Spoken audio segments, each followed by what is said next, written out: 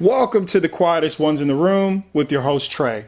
I gotta say it, just the fact that you've clicked onto this video and you're listening to the sound of my voice, you by far are the most intelligent people on the face of the planet. So once again, thank you for joining me. So I want to talk about likely the biggest financial decision you'll ever make in your life. And I also want to talk about the economics in America currently behind all of it. And it's the reality that starting a family is the greatest financial decision you'll ever make in your life. Having a wife, a child, or multiple children is a large financial commitment. And many people online talk about it quite often. People digest so much content revolving around how much it takes to support a wife and children. And so I want to talk about some of the numbers behind it. Also talk about what people are saying and what really makes sense. So if you're a guy listening to this right now, I know you've said this to yourself, or you hear people talk about this online. $100,000 is the goal. 6 figures plus. $100,000 plus is the goal, and you can take care of wife and kids in America. And so I want to talk about the reality that most men don't even achieve making $100,000 or more until they're in their 40s.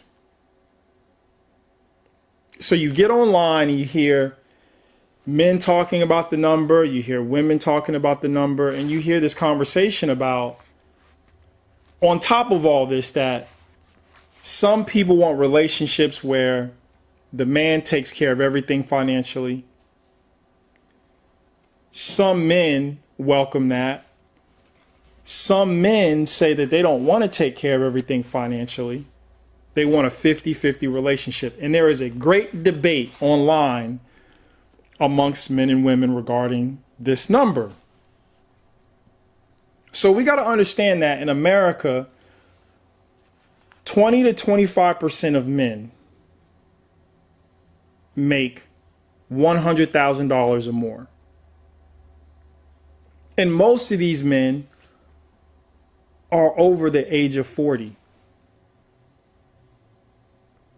We also need to understand the cost to live in whatever state you're in, and how I did a video about a month ago talking about the numbers of how in all 50 states in America, if you're making $100,000, you are not living a comfortable life in most states, in most cities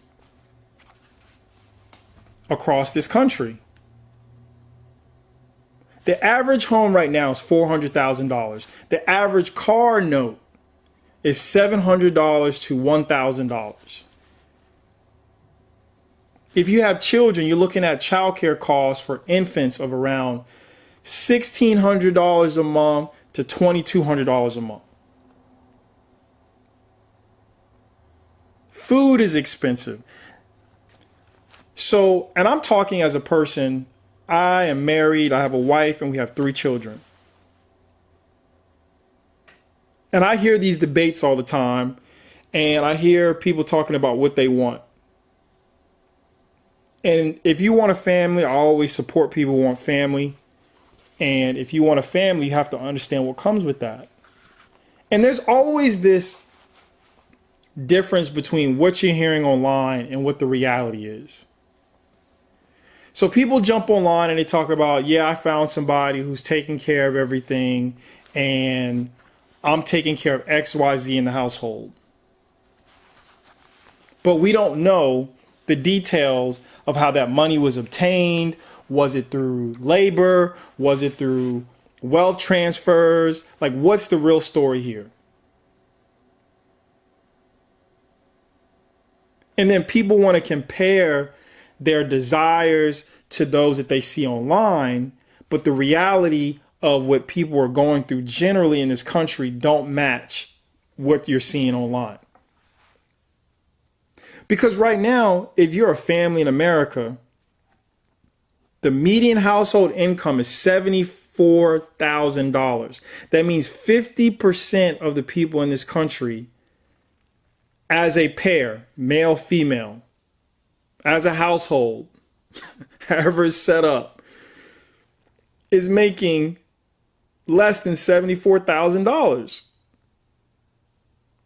So where are people getting these fantastical ideas from that they'll find somebody making $100,000 or more and the relationship will be structured like their grandmother and grandfather's was, or like their mom and dad's was or is? Where do people get these ideas from? And so people don't really understand what they're asking for when they say, I want somebody making XYZ, $100,000 or more, and I don't want to do a 50-50 relationship. And again, you have both men and women saying the same things, aligning on, hey, as the man, I want to take care of everything.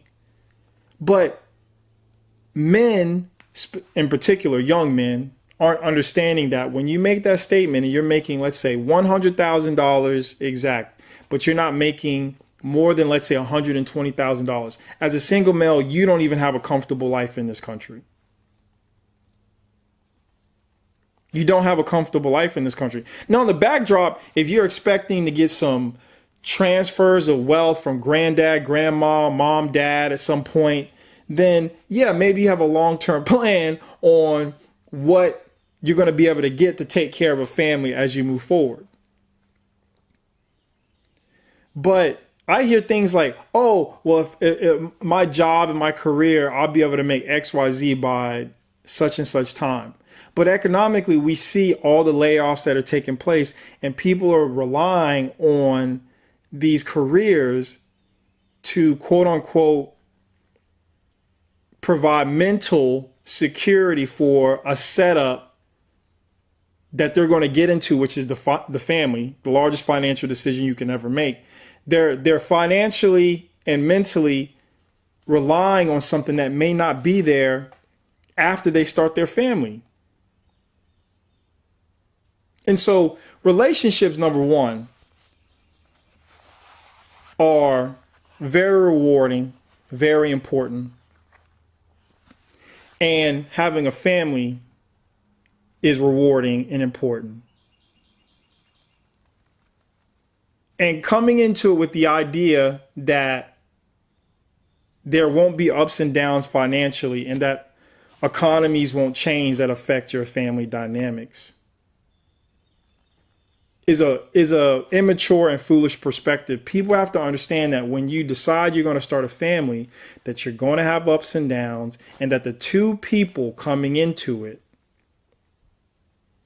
should always be working together to navigate life, especially with children coming into the world. And I hear all this conversation about the money aspects, but nobody's ever talking about the actual numbers. How much money does it take to actually not only just have a family and be comfortable, but just be more than comfortable? And how many people actually achieve that? Most don't.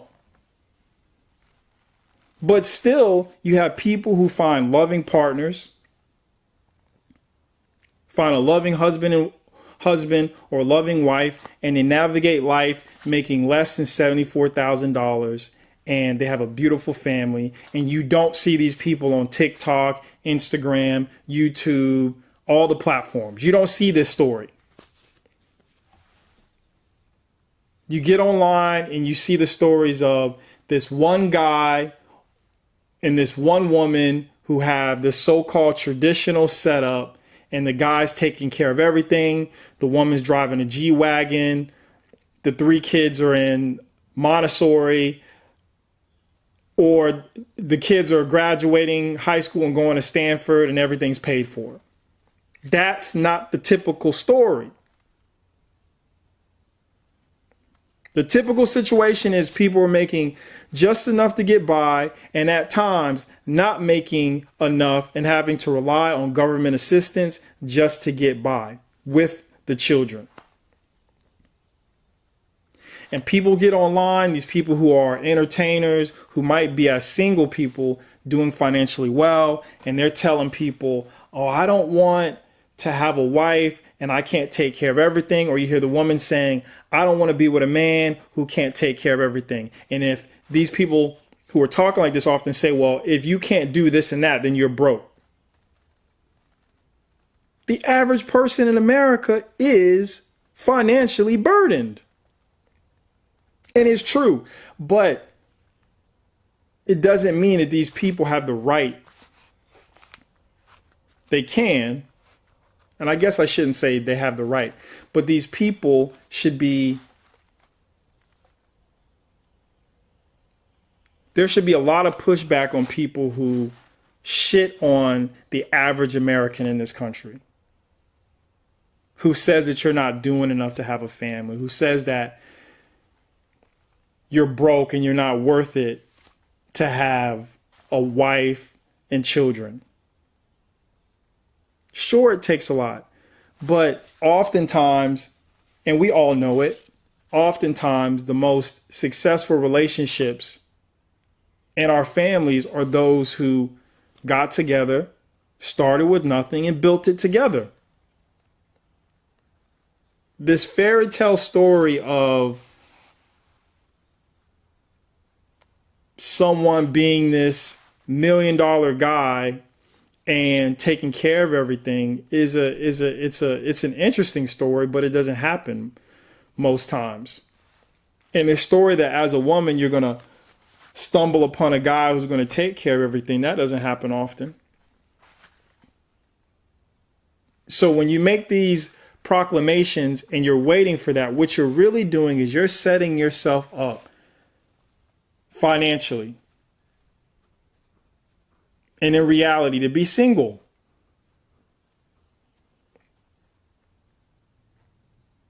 So those are my thoughts. I don't want to keep you long on that. I just wanted to point out some of the numbers. It's expensive. I actually went out recently alone. I went to go get something to eat. I enjoy oysters, so I went to go get me some oysters, and I know that's typically an expensive meal item. And I don't drink alcohol, so I get all this food, and it was $58 just me by myself. And I was thinking to myself, if you're a single guy out here and you're dating, it's double that. And if she drinks and you drink, it could be triple that. So I don't know how people are doing it, but I wish everyone well who wants a relationship in spite of their financial conditions, because I know people in my life who are completely stone cold broke, who have never had an issue finding somebody to be with. So that's my talk for now. As always, please like, share, and subscribe. I appreciate if you share your thoughts on this subject in the comment section. And as I always say, ladies and gentlemen, until next time.